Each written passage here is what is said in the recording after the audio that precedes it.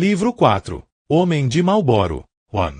Do Diário de Harold Cross, 18 de junho. As meninas desta colônia são um bando de piranhas lésbicas, e se todas el queimassem amanhã eu não soltaria nem um peido de fumaça. Dizem que em São Francisco tem 2.500 pessoas vivas no presídio com a escama, e nenhuma delas está pegando fogo. Que se foda essa merda, toda manhã vou fazer um anúncio na igreja. Alguém precisa avisar a esses ignorantes que não é preciso venerar a Santa Igreja dos Sagrados Pentelhos da Xoxota da Carol Sorey para viver. Qualquer liberação de oxitocina avisa a escama que ela encontrou um hospedeiro seguro. Se eu ouvir mais uma rodada de Spirit in the Sky ou Holly Holly vou vomitar. A gente poderia neutralizar o esporo com a mesma facilidade batendo uma grande bronha coletiva. Uma gigantesca roda de punheta coletiva, e a bela mãozinha da Carol segurando a vara. O seu paizinho pode ficar tocando siririca nela enquanto ela me bate uma, afinal de contas é isso que ela quer, mesmo. Faz dias que não escrevo um poema novo. Eu odeio este lugar. True.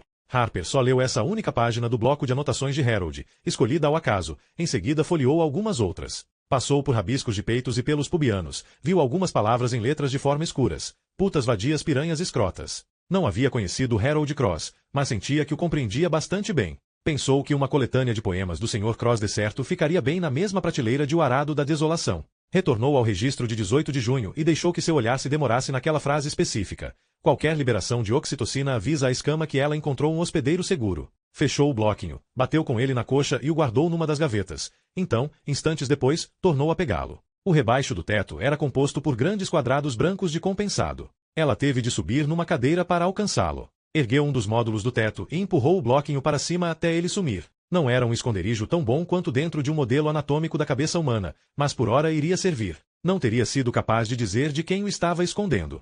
Talvez fosse só porque o próprio Harold o tivesse escondido, ou seja, ele achava que alguém pegaria o bloquinho se tivesse oportunidade. Quando estava empurrando a cadeira de volta para onde a pegara, reparou que os nós de seus dedos estavam sujos de sangue, que os dedos da mão direita estavam manchados. O sangue de Tom Sorey. Lavou as mãos com água gelada, e viu espirais cor-de-rosa se esvaírem umas atrás das outras pelo ralo em listras que lembravam balas de açúcar. Pai Sorey dormia deitado de costas, com o topo da cabeça envolto por um gorro de atadura branca limpa. As janelas empoeiradas mais acima deixavam entrar raios leitosos de sol. Assim como o próprio Pai Sorey, a luz do dia tinha um ar cansado, mal parecia estar presente. Mas o lençol estava posicionado debaixo do seu queixo, não cobrindo seu rosto. Ele havia sobrevivido à noite. Não era pouca coisa. Harper estava tonta de exaustão, mas o bebê não a deixaria dormir. O bebê estava com fome. O que o bebê queria era uma tigela funda, morna e amanteigada de mingau de farinha de trigo afogada em xarope de bordo. Comer primeiro, dormir depois. Enquanto andava sobre a neve por um caminho de tábuas de madeira bambas, em meio a uma névoa que lhe chegava aos joelhos, tentou recordar o que sabia sobre a oxitocina. A substância tinha um apelido, o hormônio do amor, porque era liberada quando uma mãe segurava seu bebê, tanto na mãe quanto na criança. Harper pensou em quando estava rastejando por aquele cano cheio de fumaça e como havia cantado para o filho que ainda não vira, e em como isso tinha apaziguado a escama. O cérebro humano liberava a oxitocina quando a pessoa abraçava, quando recebia uma salva de palmas, quando cantava em harmonia com alguém e o canto saía direito. Experiências coletivas fortes produziam a substância mais do que qualquer outra coisa. Também era possível obter uma dose com uma boa experiência no Twitter ou no Facebook. Quando várias pessoas retuitavam algo que você dizia ou curtiam uma foto sua, estavam ligando o interruptor para mais uma dose de oxitocina. Por que então não chamá-lo de hormônio das mídias sociais? Melhor do que hormônio do amor. Por quê? Por quê? Ela não conseguiu se lembrar. Havia mais um dado sobre a oxitocina, um dado importante, mas já fazia muito tempo que lera a respeito. Por algum motivo, porém, quando fechou os olhos, o que viu foram soldados vestindo uniformes próprios para o combate no deserto e calçando boots, segurando fuzis M16. Por que seria? Porque a oxitocina também a fazia pensar em cruzes ardendo na noite do Mississippi. O refeitório estava trancado por fora com um cadeado, e havia tábuas de compensado pregadas nas janelas. O lugar parecia fechado para o inverno. Mas Harper já tinha ajudado o suficiente na cozinha para saber onde ficava a chave, pendurada num prego debaixo da escada. Entrou na penumbra espaçosa e empoeirada. As cadeiras e bancos estavam todos virados de cabeça para baixo sobre as mesas. A cozinha estava sombria, tudo guardado. Encontrou uma assadeira de biscoitos no forno coberta com filme de PVC. Pegou uma bisnaga de manteiga de amendoim em um dos armários, e estava atravessando o recinto para pegar uma faca de mesa quando quase pisou num alçapão aberto que conduzia ao subsolo. Uma escada de madeira inclinada descia rumo a uma escuridão que recendia a terra e roedores. Estava encarando o buraco aberto com o senho franzido quando ouviu um palavrão vir lá de baixo seguido por uma leve pancada, como se alguém tivesse deixado cair no chão um saco de farinha. Um homem grunhiu. Harper enfiou um biscoito na boca e começou a descer. O subsolo estava abarrotado com várias estantes de aço baratas ocupadas por garrafas plásticas de óleo vegetal e sacos de farinha. Embutido em uma das paredes havia uma câmara frigorífica cuja grossa porta de metal aberta a uns 15 centímetros deixava escapar uma luz. Olá, chamou ela, mas não conseguiu emitir mais do que um grasnado, pois sua garganta estava cheia de biscoito seco. Andou até a imensa porta e espichou a cabeça lá para dentro. Os presidiários estavam na ponta dos pés junto à parede dos fundos. Uma algema os prendia um ao outro, e a corrente estava enrolada em volta de um pedaço de cano localizado a uns 2 metros do chão, o que os obrigava a ficar em pé, cada qual com o braço levantado, como 2 alunos tentando chamar a atenção do professor. Ela já tinha visto um dos presidiários antes, o grandalhão de estranhos olhos amarelos, mas o outro era novidade. O segundo homem podia tanto ser um jovem de 30 anos quanto um homem de 50, era comprido e tinha um corpo desengonçado, além de uma testa larga que lembrava o Frankenstein e uma cabeça coberta por cabelos pretos cortados bem rente e permeados por fios grisalhos. Ambos usavam meias grossas e macacões da mesma cor laranja dos ônibus escolares. O homem que Harper tinha conhecido na noite anterior sorriu e deixou à mostra uns dentes rosados. Seu lábio superior estava aberto num talho feio e ainda vertia sangue. A câmara frigorífica tinha um ranço de carne estragada. Poças de matéria orgânica haviam secado no chão de concreto, sob correntes enferrujadas que outrora haviam sustentado peças de carne. Ben Patchett estava sentado numa cadeira de madeira de encosto reto, com a cabeça entre os joelhos. Parecia estar tentando não passar mal. Havia uma luminária pilha pousada no chão ao lado de um pano de prato embolado. O que está acontecendo aqui? Perguntou Harper. Ben levantou a cabeça e a encarou como se nunca a tivesse visto na vida. O que você está fazendo aqui? Deveria estar quentinha na cama. Mas estou aqui. Ela ficou surpresa com um misto de distanciamento e calma que escutou na própria voz. Não era um tom que usava com amigos, e sim que reservava para pacientes irritantes. Estes homens estão com hipotermia. Pendurá-los num cano não seria o tratamento que eu recomendaria. Ah, Harper, você não faz ideia do que, este cara aqui, disse Ben e gesticulou com a arma. Só nessa hora Harper reparou que ele estava armado. E? Fez o prisioneiro com a boca suja de sangue. Ah, sim, eu. É melhor eu confessar de uma vez. Enchi o saco de ficar pendurado nesta porra deste cano ouvindo esse bosta gritar comigo. Me deixei dominar pelo mau humor e tentei atacar a arma dele com a minha cara. Que pena a senhora ter nos interrompido. Eu estava me preparando para atacar a bota dele com o meu saco. Ben o encarou com fúria. Eu não fiz nada com você que não tenha sido em legítima defesa. Ele olhou para Harper. Ele me derrubou com um chute. Tentou pisar na minha cabeça também. Legítima defesa, é? Foi para isso que você trouxe esse pano cheio de pedras aqui para baixo? Previu que precisaria se defender com elas e que o seu 38 não daria conta. Indagou o homem ensanguentado. Ben sorou. Harper nunca tinha visto um homem adulto ficar tão vermelho. Ela apoiou um dos joelhos no chão e abriu uma das pontas do pano de prato. Estava cheio de pedras brancas. Ergueu os olhos, mas Ben não a encarou. Ela então olhou na direção do homem com a boca machucada. Qual é o seu nome? Mazzucchelli. Mark Mazzucchelli. Um monte de gente me chama demais. Dona, sem querer ofender, mas se eu soubesse que era isso que a senhora queria dizer quando falou que ia resgatar a gente, acho que teria dito não, obrigado. Eu estava morrendo muito bem lá mesmo onde estava. Eu sinto muito. Nada disso deveria ter acontecido. Nisso você tem razão, Harper, falou bem. A começar pela hora em que esse cara resolveu amassar a cabeça do pai Sorey e se mandar. Uns caras o encontraram todo coberto de sangue tentando fazer ligação direta num dos nossos carros. Sangue antigo. Pelo amor de Deus, aquilo era sangue antigo. Qualquer um podia ver que era. Mas enfim, por que motivo eu iria atacar esse seu tal de pai? O cara tinha acabado de salvar a minha vida. O que eu ganharia atacando ele? As botas, respondeu Ben. As que você estava calçando quando a gente te pegou fugindo. As botas e o casaco dele. Mas olhou para Harper com os olhos ressentidos, suplicantes. O cara, esse seu tal pai, ele me deu as botas dele quando viu que eu estava descalço. O casaco também. Me deu porque eu não conseguia sentir os pés por causa do frio. É esse o tipo de cara que você retribuiu com uma pedrada na cabeça? Olha aqui, eu estava falando para esse sujeito aí, já disse para ele. O Santo Pai e eu viemos na frente dos outros 2 barcos. Ele não fez nada além de se mostrar bom comigo. Me deu as botas e o casaco porque viu que eu não parava de tremer. Quando chegamos à margem, ele me guiou mata adentro. A gente andou, sei lá, uns 60 metros. Aí ele apontou para o campanário da igreja e me disse para seguir na trilha, que dali a mais 1 ou 2 minutos eu chegaria na capela e que lá teria gente para me ajudar. Disse que queria voltar para se certificar de que todo mundo tinha chegado com segurança à margem. Eu ofereci devolver as botas, mas ele não quis. E, tá bom. Olha aqui. Eu não conheço nenhum de vocês. Eu vi a capela, mas vi também um Buick em perfeito estado estacionado logo atrás, e pensei, porra, talvez seja melhor eu ir para um lugar onde conheça alguém. Não fiz por mal. Eu nem sabia que o carro era de alguém.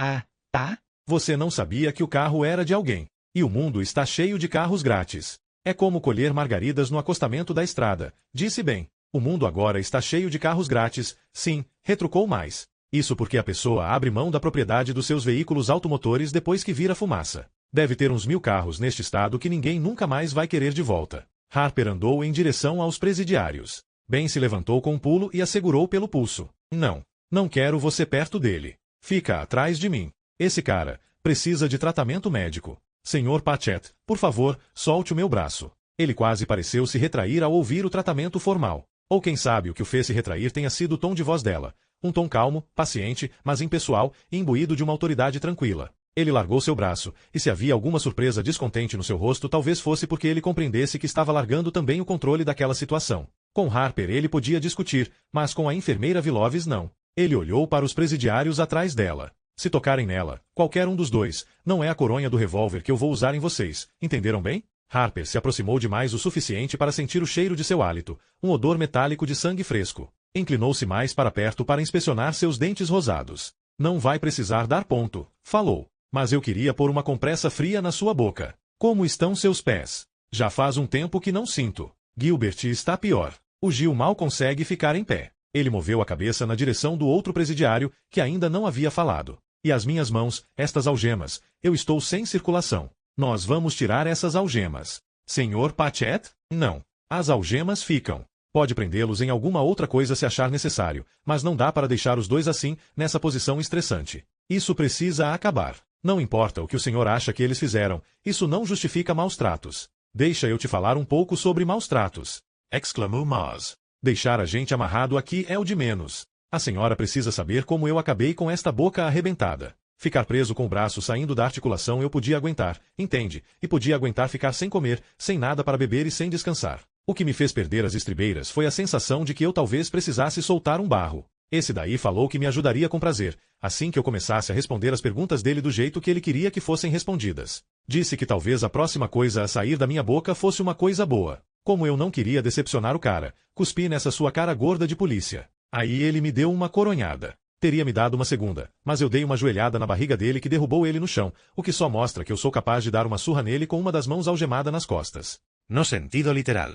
Que tal você calar essa boca antes de o senhor dar outra coronhada num homem algemado, Sr. Patchett? Ben lançou um olhar espantado e constrangido para Harper, expressão que a fez pensar num aluno do 6º ano flagrado olhando uma imagem obscena. Puxa, sussurrou ele. Ficou claro que não queria que os prisioneiros escutassem, mas a acústica do recinto metálico vazio tornava impossível uma conversa reservada. Ah, Harper. Sério mesmo. Não foi nada disso. Eu algemei eles aí porque era o lugar mais fácil, não para causar sofrimento. E o pano cheio de pedras, era só para assustar os caras. E esse daí tentou esmagar minha cabeça, do mesmo jeito que esmagou a cabeça de Pai Sorey. Eu tive sorte de conseguir escapar. Não posso crer que você vai acreditar nele em vez de em mim. Só posso pensar que é por causa dos hormônios. Estou pouco ligando para qual de vocês está dizendo a verdade, disse ela. Foi um esforço não deixar a raiva transparecer na sua voz. Hormônios. Minha preocupação é de ordem médica. Esse homem está ferido, e não pode continuar pendurado como está. Tira ele daí. Vou tirar. Mas ele pode ir cagar algemado. Por mim, tudo bem, disse mais. Contanto que você prometa limpar minha bunda quando eu acabar. E vou logo avisando. Irmão, estou sentindo que esse barro vai ser mole. Isso não adianta nada, disse Harper. Tem razão. Desculpa, dona. Mais baixou os olhos, mas um sorriso repuxava os cantos de sua boca. E você? Perguntou Harper, virando-se para o homem que não tinha falado. Gilbert. Precisa ir ao banheiro? Não, dona, obrigado. Estou bastante constipado. Já faz vários dias que não sai nada. A informação foi seguida por alguns instantes de silêncio, e então Harper riu. Não conseguiu evitar. Não saberia nem dizer porque aquilo era tão engraçado. Gilbert. Qual seu sobrenome? Cline, mas pode me chamar de Gil. Não preciso ir ao banheiro, mas cometeria todo tipo de crime em troca de alguma coisa para comer. Não se preocupe, disse René Gilmonton. Não vamos deixar o senhor passar fome, Sr. Cline. Nenhuma contravenção será necessária. Harper se virou e viu René no vão da porta aberta do freezer. Só não sei como vocês conseguem ter apetite aqui dentro, continuou René. Nossa, que fedor. Isso é o melhor que podemos fazer por eles? Deus do céu, murmurou Ben. Primeiro ela, agora você. Sinto muito se a porcaria do Hilton não tinha nenhum quarto disponível para um responsável por tentativa de assassinato e seu cúmplice. Que diabo está fazendo aqui? Você deveria estar dormindo. Ninguém deveria sair durante o dia. Nossas regras têm razão de ser. As meninas queriam notícias de Pai Sorey, e quando fui checar a enfermaria Harper não estava lá. Calculei que o refeitório fosse a segunda melhor aposta. Algo que eu possa fazer para ajudar? Não, respondeu Ben. Sim, disse Harper. Este homem precisa de um compressa fria para o rosto, uma xícara de chá quente e uma ida ao banheiro, mas provavelmente não nessa ordem. Os dois deveriam comer alguma coisa de café da manhã. E tem razão, este lugar é imundo para eles. Tem 2 leitos vagos na enfermaria. A gente deveria, fora de cogitação, falou Ben. Eles vão ficar aqui. Os 2? Tá. Eu ia mesmo chegar nisso. Você disse que o Sr. Mazzucchelli atacou o Pai Sorey. Não entendi bem porque o Sr. Klein também está preso. Porque eles estão juntos, esses 2. Já se uniram para fugir de um lugar. Mas pelo que entendo, o Sr. Klein não estava nem perto do lugar em que Pai Sorey foi atacado. Os olhos de Ben estavam opacos, sem expressão. Não.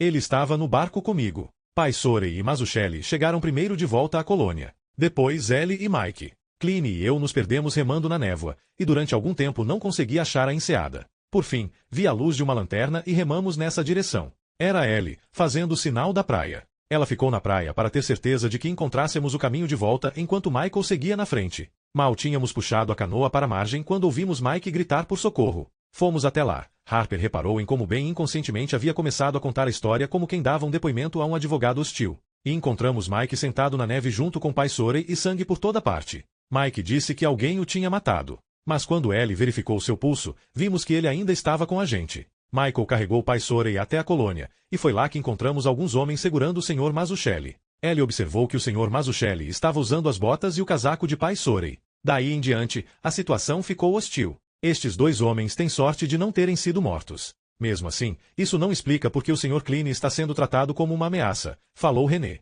Quando as coisas ficaram feias, meu parceiro gritou por ajuda, disse Gilbert. Eu ajudei.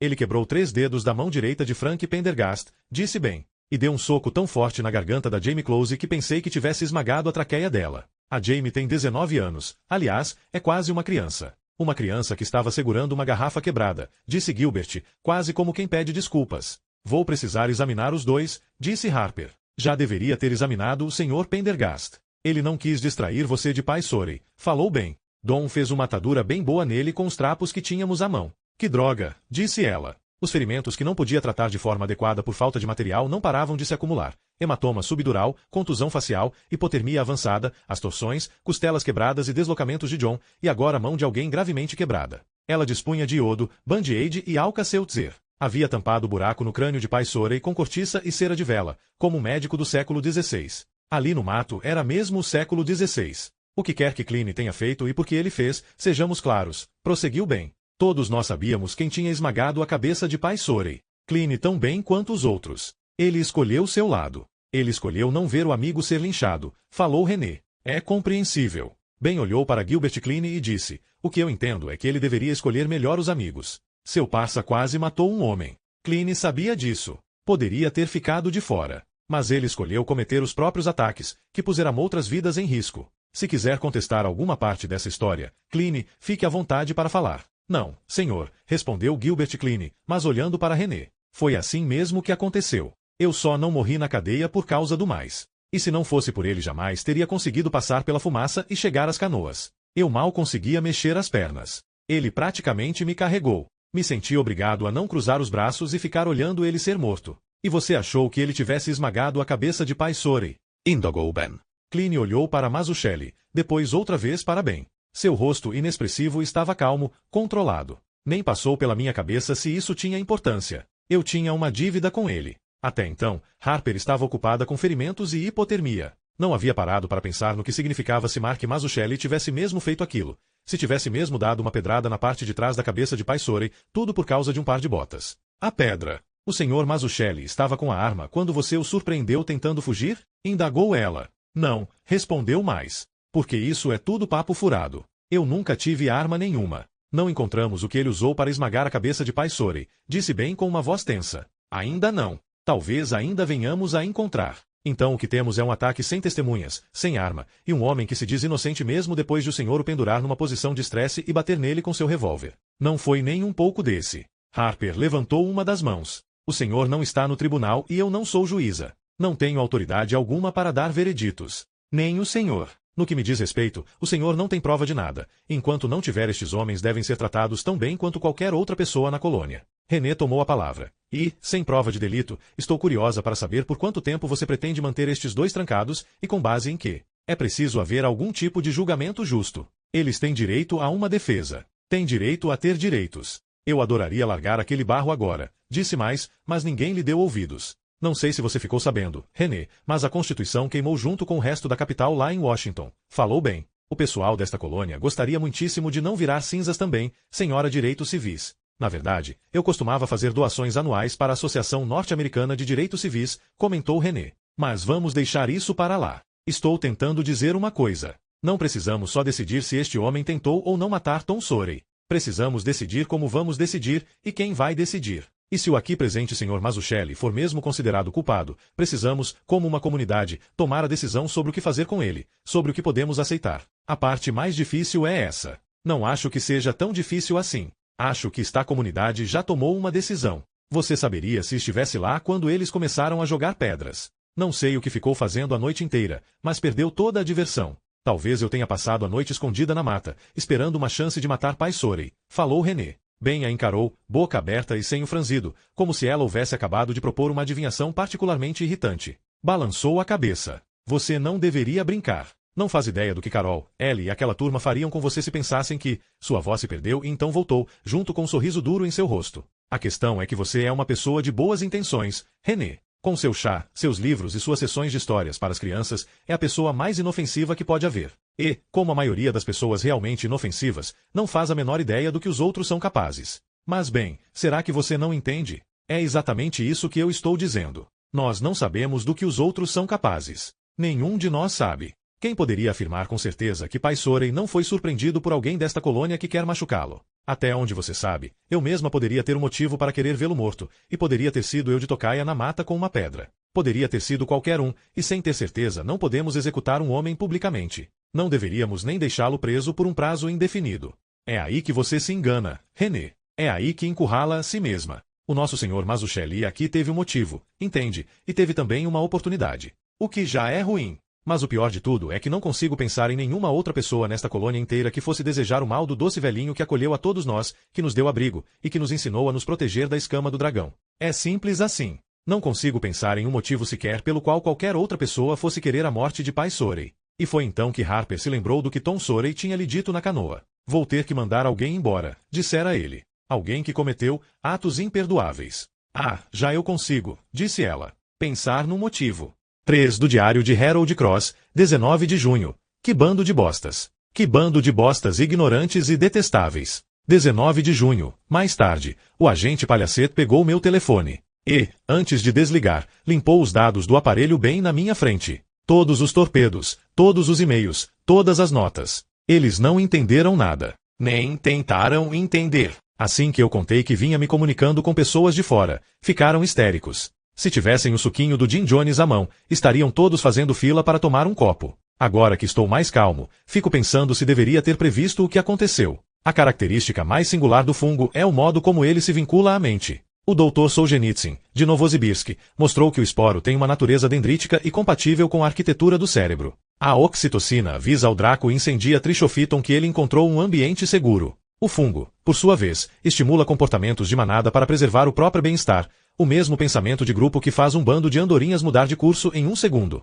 A escama é tão potente que pode apagar temporariamente até mesmo conceitos fundamentais de identidade pessoal. As ideias dos outros parecem suas, as necessidades dos outros parecem mais importantes do que as suas etc. Estamos mesmo vivenciando o apocalipse zumbi, só que o zumbi somos nós. Tudo isso faz sentido devido à natureza da oxitocina, que reconforta aqueles que participam de comportamentos tribais. Eu não faço parte dessa tribo cristianizada de merda, motivo pelo qual vivo soltando fumaça e não obtenho nenhum benefício químico das suas cantorias diárias imbecis. Isso explica também porque todo mundo se mostrou tão ansioso para entregar o celular. Sim, o babaca pegou todos os celulares, não só o meu.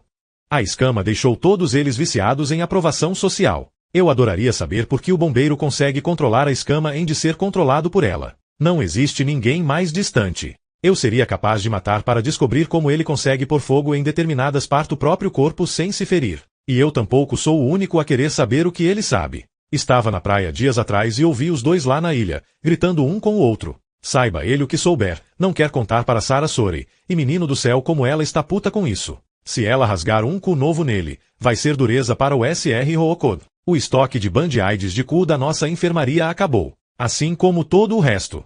4. Ela fez o bloquinho estalar sobre a coxa e olhou pela janela. Flocos de neve flutuavam feito plumas de ganso, sem decidir se queriam descer ou subir. A colônia era um daqueles globos de brinquedos cheios de neve sacudido por um deus criança. Harper estava acordada havia 15 minutos, e ainda não sabia ao certo se era de manhã ou de tarde. A luz estava difusa e cinzenta, como se o mundo inteiro estivesse escondido debaixo de um lençol. Ela estava sentada na borda da cama de pai Sorey. De vez em quando, ele sorvia uma inspiração súbita e, assustada, como quem acaba de ler uma notícia horrível no jornal. O obituário de um amigo, talvez. Próprio obituário. Uma coisa que tinha sido verdade no verão de Harold Cross era mais verdade ainda agora. Faltavam band-aids de cu na enfermaria, assim como todo o resto. Ela havia desinfetado a trepanação de pai Sorey com uma talagada de vinho do Porto, e tratado o braço estropiado de John Roocode com uma dose fraca de boas intenções. Não sabia ao certo se o caminho do inferno estava sempre calçado de boas intenções, mas elas com certeza não eram o padrão mais alto de cuidados médicos. Subiu na cadeira e estendeu o braço para guardar o bloco de anotações de Harold atrás do rebaixo do teto. Uma leve movimentação ou gesto na periferia de sua visão lhe chamou a atenção. Ela olhou em volta e descobriu que ela e pai Sorey tinham companhia nessa manhã. Nick estava deitado no leito mais perto da porta, com os lençóis puxados até o peito. Seus cabelos formavam uma adorável bagunça negra. Ele a encarava como se tivesse esquecido o que era piscar. Devia ter se esgueirado até ali enquanto ela dormia, e silenciosamente se acomodado na primeira cama. Vazia. Ela empurrou o bloquinho para onde ele não pudesse ser visto e decidiu agir como se aquilo fosse uma coisa perfeitamente normal de se fazer. Após recolocar no lugar o módulo de compensado, desceu da cadeira e foi se postar ao pé da cama de Nick. Moveu as mãos com cuidado, usando o que ele havia ali ensinado até então, para perguntar o que ele estava fazendo ali. Ele pegou o bloquinho e a caneta que levava consigo aonde fosse e escreveu: "Estou com dor de barriga. Ali me true." Ela precisava mesmo vir à enfermaria porque hoje está de plantão aqui. Harper sentou-se ao lado dele na cama, pegou o bloquinho e escreveu: "Você vomitou? Teve diarreia." Ele fez que não com a cabeça. Ela desconfiava de ansiedade por causa de pai Sorey, não de uma indigesto. "Como assim? A Ellie está de plantão aqui," escreveu Harper, e passou-lhe o bloco e a caneta. "Ela está na sala ao lado," rabiscou Nick. Harper ergueu os ombros num gesto exagerado, com as mãos estendidas e as palmas viradas para cima. "Por quê? A Ellie veio aqui por proteção. Tia Carol quer ter certeza de que o vovô está seguro. O que você acabou de guardar no teto." Antes de ela conseguir formular uma resposta, ele acrescentou: "Eu juro que, se você me contar, eu não vou dizer nada." Ela teve que sorrir. É claro que ele não iria dizer nada.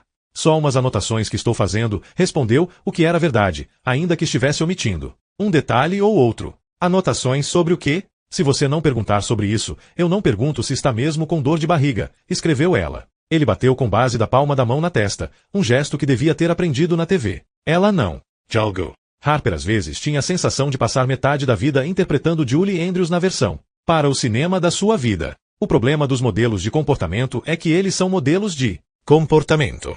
Usou as mãos para soletrar DORMR. Ele aqueceu e disse: "Você também, né?" Falou em silêncio, movendo as mãos no ar com precisão, como quem ajusta as engrenagens de uma máquina invisível. "Vou sair," disse ela com suas mãos menos fluentes. "Volto já." "Cuidado," disseram as mãos de Nick. Ela estava na sala de espera, encolhida no sofá. Não estava dormindo nem lendo, só deitada ali, com os nós dos dedos de uma das mãos encostados na boca. Pescou e ergueu os olhos. Por um instante, seu olhar permaneceu desfocado, e foi como se ela estivesse olhando para Harper sem reconhecê-la. "Nick falou que você estava de plantão aqui. Ben e tia Carol acham que alguém na colônia talvez esteja tentando matar o vovô. Eu acho isso maluquice. Todo mundo sabe que foi aquele tal demais, mas não sou eu quem decido. Quem decide é o Ben. Ele só está fazendo o que tia Carol quer. E ela quer o vovô seguro. Não se pode culpá-la. Alguém tentou mesmo matar ele. Tia Carol também quer que você fique aqui de agora em diante.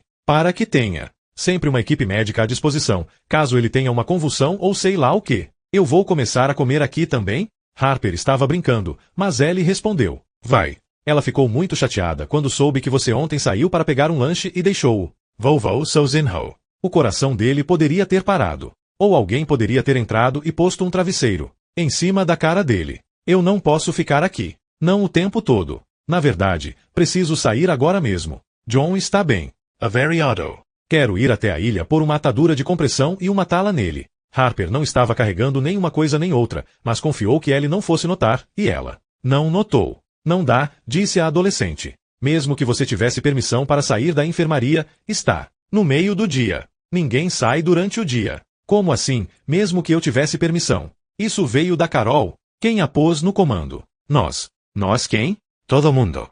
A gente votou. Você não estava. Estava dormindo. A gente se reuniu na igreja e cantou para Pai Sorey. Cantou para que todo mundo que já perdemos nos mostrasse o que fazer. Eu juro que consegui escutar eles cantando com a gente. Éramos só 140 na igreja, mas foi como 1000 pessoas, cantando ao mesmo tempo. Os braços nos de Ellie se eriçaram, arrepiados com a lembrança. Ela abraçou o próprio corpo. Foi uma sensação de estar sendo resgatada de qualquer sentimento ruim que você jamais tenha tido. Acho que era exatamente do que a gente estava precisando. Depois a gente se acalmou, ficou de mãos dadas e conversou. Falamos sobre as coisas pelas quais ainda sentíamos gratidão.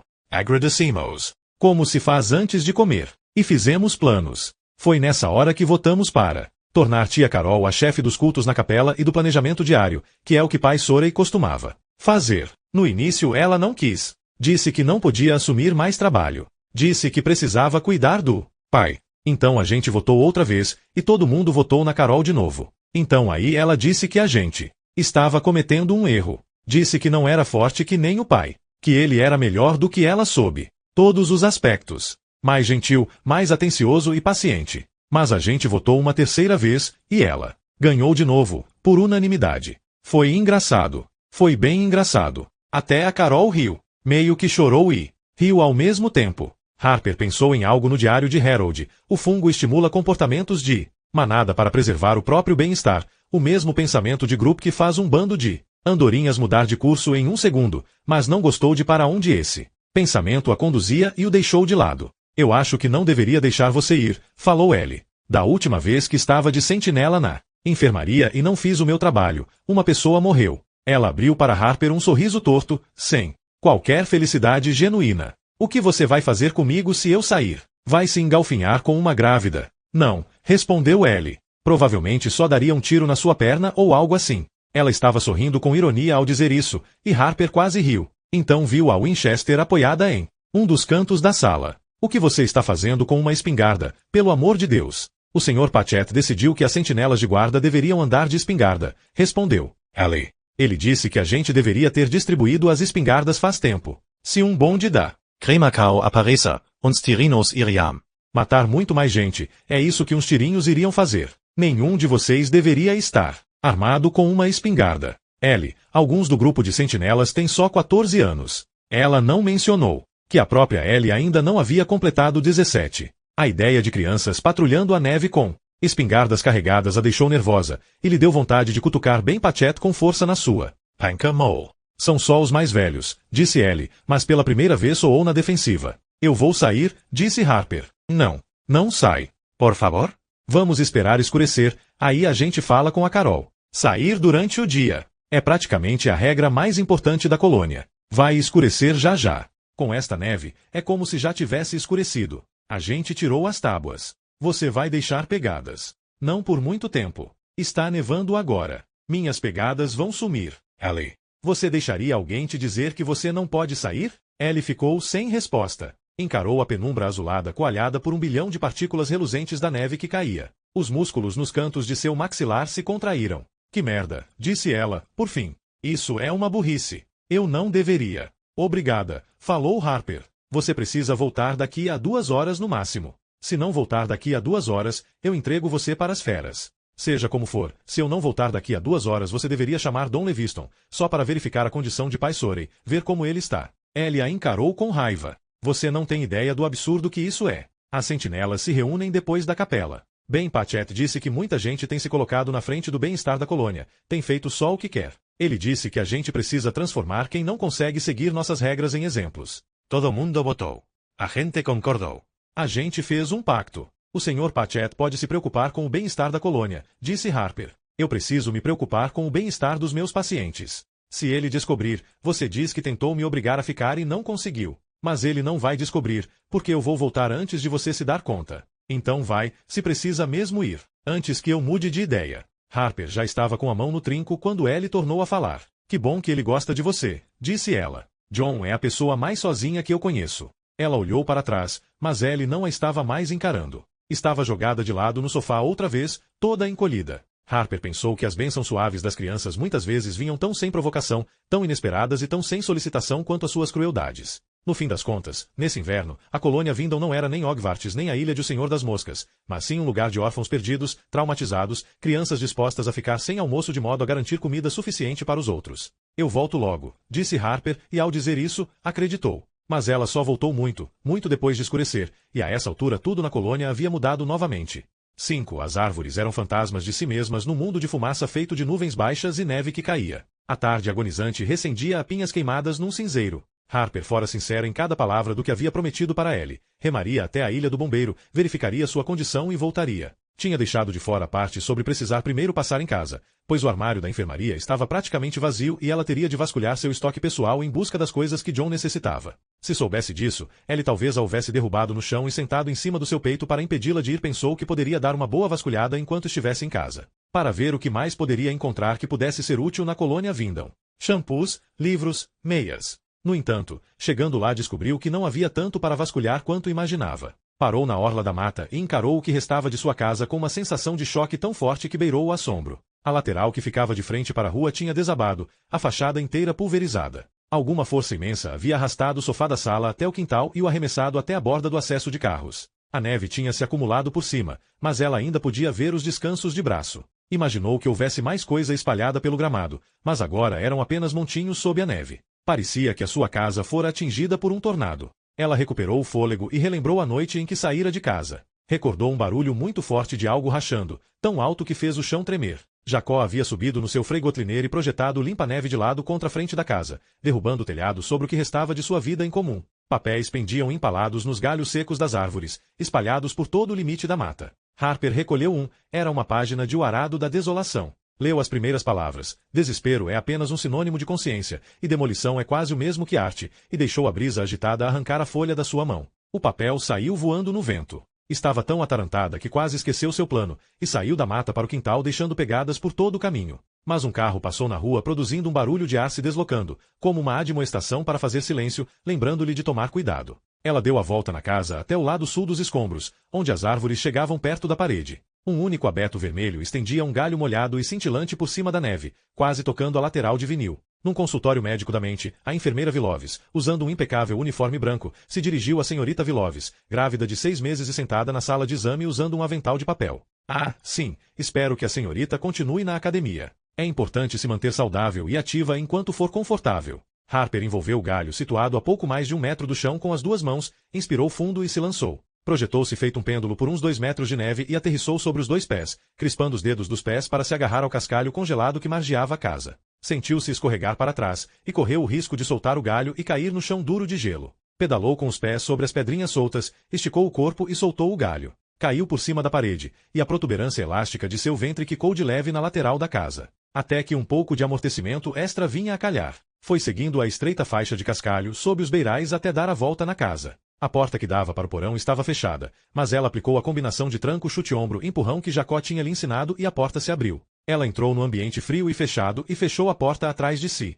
Pouco depois de se mudar, eles haviam reformado o porão para transformá-lo numa área de entretenimento completa, com bar e mesa de sinuca, mas o lugar jamais deixará de passar a sensação de uma adega. Um carpete barato e áspero cobria o piso de cimento. O espaço recendia a encanamento de cobre e teias de aranha. O desabamento do andar de cima havia promovido uma redecoração bem mais radical. A geladeira caíra da cozinha pelo teto e tombara de lado. A porta aberta permitia ver os condimentos e molhos de salada ainda nas prateleiras. Fios pendiam do rombo no teto. A mesa de sinuca se mantivera curiosamente intacta no meio do espaço. Harper nunca tinha aprendido a jogar. Jacó, por sua vez, não só era capaz de encaçapar todas as bolas como também de equilibrar um taco num dedo só com um prato na ponta, mais um de seus truques circenses. Em retrospecto, Harper pensou que não compensava se impressionar com o homem só porque ele conseguia andar de monociclo. O material de camping, barraca, fogareiro a gás portátil, lampião a óleo, estava todo guardado no módulo de armários encostado na parede dos fundos, e o kit de primeiros socorros estava lá também. Eles sempre haviam gostado de viajar de mochilão. Essa era uma das coisas que ela podia recordar com carinho. Ambos tinham loucura por transar ao ar livre. Ela havia torcido feio um dos tornozelos quando eles tinham ido fazer trilhas em Montana, e Jacó a carregara alegremente nas costas até o Granite Park Chalet. Ela havia comprado o kit de primeiros socorros assim que eles chegaram em casa, de modo a estar preparada para a vez seguinte em que um deles se machucasse numa trilha. Só que não houve vez seguinte, e depois de mais alguns anos não havia mais trilhas. O kit era mais incrementado do que ela recordava. Continha um pacote de ataduras de compressão, compressas de gelo e pomada para queimadura. Mas o verdadeiro prêmio estava enfiado ao lado do material de primeiros socorros, e era a coisa que ela mais queria, seu principal motivo para ter voltado. Uma tala de cotovelo feita de plástico preto, guardada havia 2 anos. Jacó tinha caído durante uma partida de raquetebol com ela e dado um mau jeito no braço. Eles nunca mais haviam jogado desde então. Ele dizia que de vez em quando ainda sentia uma fisgada no cotovelo e não queria correr o risco de forçá-lo outra vez, mas ela às vezes imaginava que ele houvesse desistido do raquetebol por motivos bem menos compreensíveis. Ela estava ganhando dele de lavada na ocasião em que ele batera com o cotovelo na parede. O problema não era nem tanto que ele odiava perder. Era só que ele odiava perder para ela. No seu relacionamento, quem tinha coordenação motora era ele, enquanto Harper era cômica e encantadoramente desengonçada. Era uma ofensa pessoal quando ela saía desse papel. Ela remexeu nos outros armários e achou um pacote comprido de gauloises enfiado bem fundo numa prateleira alta, com celofane aberto e alguns maços faltando. 1 ano antes, 1 milhão de anos antes, Jacó anunciará que tinha parado de fumar na raça, e sentia pena de quem não tinha força de vontade suficiente para fazer a mesma coisa. Dessa vez ela ficou feliz por ele ser tão cascateiro. Como em qualquer economia de guerrilha, nos últimos tempos não havia como subestimar o valor de um cigarro. As pessoas estavam erradas ao acumular ouro para o colapso da civilização. Estocar maços de camelo teria sido melhor opção. Ela foi até atrás do bar ver o que eles tinham de birita. De frente para a bancada, atrás dela, havia uma porta de vidro fumê em frente a um buraco vazio onde eles planejavam um dia pôr um sistema de som. Não haviam chegado a fazê-lo. Jacó insistia para eles comprarem um sistema da Bang & Olufsen que custava quase $10.000, e qualquer projeto de juntar dinheiro para comprar o equipamento havia permanecido inteiramente hipotético. Ela se agachou para examinar o armário de bebidas e achou uma garrafa de Balvenie 30 anos que devia ter sabor de fumaça e deixar quem bebia com o hálito carregado. Havia também uma garrafa de rum vagabundo sabor banana que daria perfeitamente conta do recado se você quisesse passar mal. Harper se perguntou o que John Rockwell poderia lhe contar sobre a escama do dragão depois de uns 2 ou 3 Balvenies on the Rocks. Ainda estava abaixada atrás do bar quando alguém tranco chutou o ombro e empurrou a porta do subsolo. Grayson!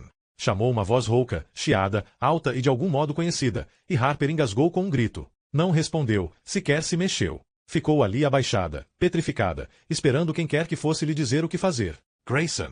O homem tornou a gritar, e Harper se deu conta de que ele não estava do lado de fora gritando para dentro, mas sim do lado de dentro gritando para fora. Deu certo.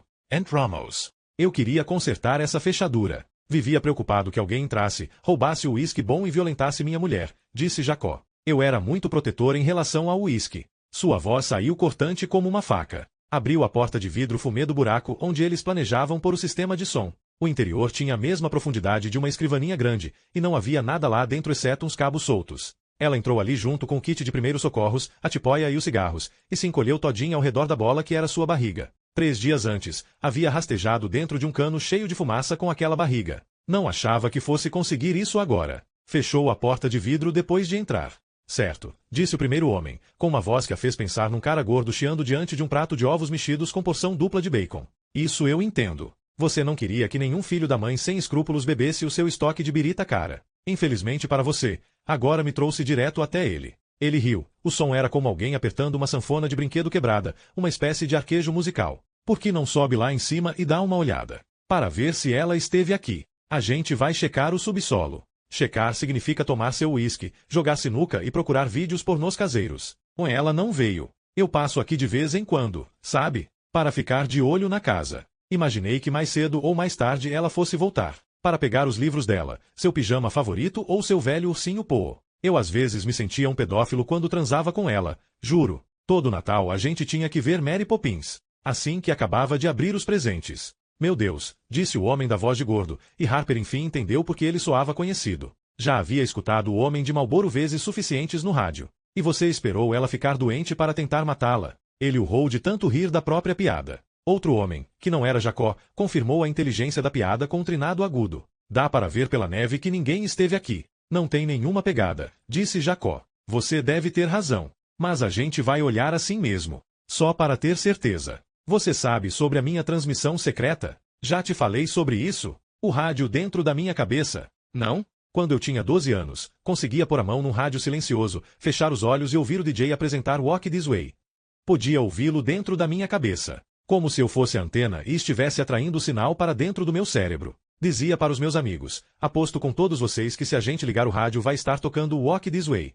Todo mundo pingava $1. Eu ligava o rádio, e lá estava o Steve Tyler se vangloriando de como a garota dele sangrava bem. Ou quando eu tive idade suficiente para dirigir. Estava sentado no Transend bosta do meu amigo, com o motor desligado, esperando ele sair de uma loja na esquina trazendo um pack de 6 latinhas de Sklits. E de repente eu sabia que o Movalgen tinha acabado de fazer um home run. Simplesmente sabia. Meu amigo saía, girava a chave, e o estádio de Fenva inteiro estava comemorando o feito, com Joe Castiglione narrando aos berros a distância da tacada do Mo. Passei muito tempo pensando que de algum jeito poderia estar atraindo sinais com as minhas obturações. Mas desde que a peste começou venho ouvindo sinais novos. Às vezes ouço a minha própria voz na transmissão secreta, lendo um noticiário. Ouço a mim mesmo falando sobre como uma dúzia de guimbas foram encontradas escondidas no subsolo da biblioteca de Portsmouth, e como foram fuziladas por um heróico bonde da cremação. Aí junto à galera, a gente vai lá e bingo, guimbas escondidas no subsolo. Lembra disso, Marty? Lembra aquela vez em que eu falei que a gente deveria ir à biblioteca de Portsmouth dar uma avaliada na situação?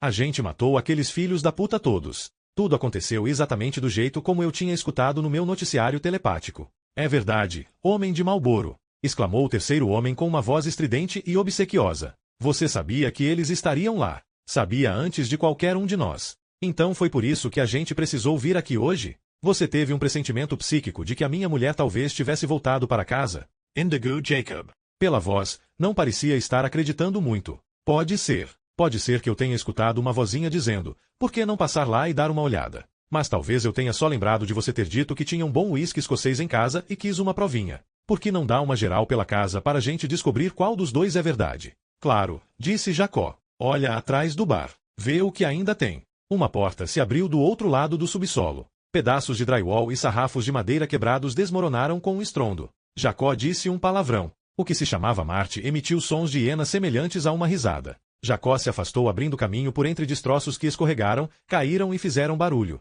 Alguém chegou perto do bar. Através do vidro fumê, Harper entreviu um homem usando uma calça de neve. Um homem magro com um penteado afro volumoso de cabelos ruivos crespos se abaixou, abriu o armário de bebidas e pegou o Balvenie. Este negócio é bom? Carol Ho. Passa aqui. Deixa eu dar uma olhada. Silencio. Caraca, isto aqui custa mais do que eu costumava ganhar em uma semana. Você acha que a mulher dele é tão boa quanto esta mesa de sinuca e este uísque? Perguntou o homem de Marlboro. Não importa, disse Marty. Ela está bichada. Você não vai querer trepar com um troço daqueles. Verdade. Falando em bichado, vê se tem algum copo aí. Não quero seu cuspe dentro da garrafa. O magrelo se abaixou, remexeu no armário e encontrou uns copinhos. Quer ouvir música? Atirar pela mesa de sinuca e pelo uísque. Aposto que ele tem um sistema de som bem bacana, disse Marty. Ele se virou para o armário do som e pressionou o trinco de imã. A porta de vidro se abriu 1 centímetro. Harper fechou os olhos e pensou, desespero é apenas um sinônimo de consciência. Está sem luz, seu babaca, disse o homem de Marlboro.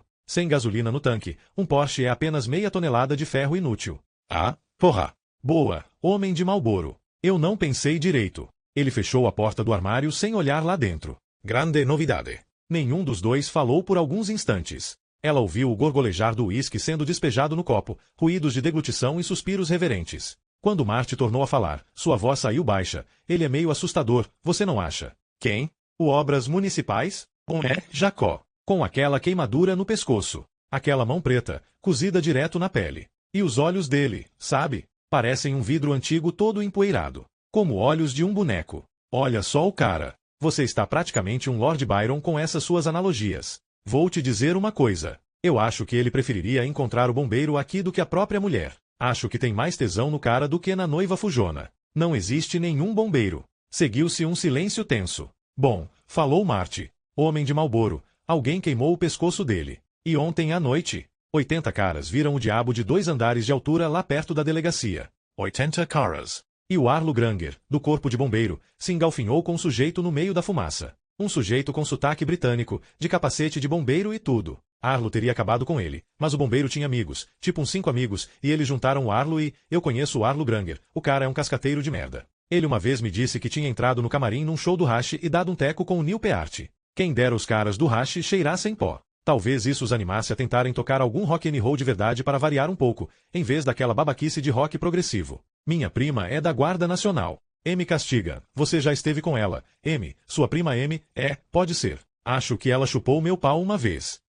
Tá, o meu também. Mas escuta, homem de Marlboro, escuta. M estava de guarda no posto de controle da ponte de Piscataqua em setembro, no meio da noite, e viu uma labareda vermelha subindo o rio, como se alguém tivesse lançado um foguete em cima deles. Ela e os outros se jogaram no chão, e foi bem na hora. Um gigantesco pássaro de fogo com 10 metros de envergadura mergulhou em cima deles. Passou tão perto que os sacos de areia pegaram fogo. E enquanto a Amy e os outros da unidade dela se encolhiam para se proteger, um carro furou o posto de controle e algumas guimbas fugiram para o Maine. Era ele também. É isso que ele faz, cara. Ele entendeu como transformar a escama do dragão numa arma. É uma possibilidade, disse o homem de Marlboro. A outra é que a sua prima é a maior piranha da costa leste, e alguém furou o posto de controle enquanto ela estava pagando o boquete especial da Amy Castigan para a unidade inteira. Não existe nenhum bombeiro. E Satã não apareceu na delegacia ontem à noite. As pessoas veem coisas no fogo. Rostos assustadores, essas coisas. Só isso. Harper não pôde evitar pensar na moça dentro da fornalha de John.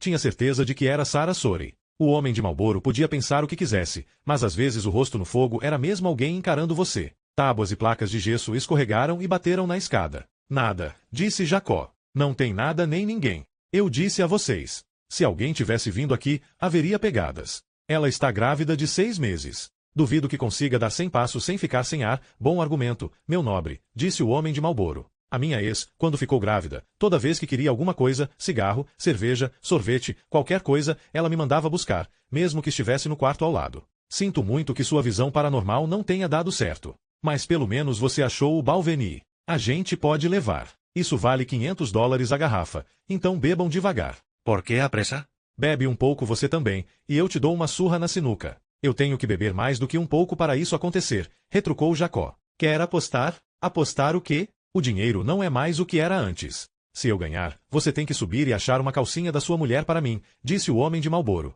Se eu ganhar, você tem que vestir a calcinha, falou Jacó. E se eu ganhar? Perguntou Marty. E se você inventasse uma cura para a porra da escama do dragão? E se você não risse feito uma menina de 13 anos com soluço? Marty riu feito uma menina de 13 anos com soluço. Quem começa? Indigo Jacob. Um estalo alto ecoou quando uma bola bateu em outras 12. É por eliminação simples. Quis saber Marty. Ou melhor de 3. Tanto faz, disse o homem de Marlboro. Eu não tenho nenhum compromisso.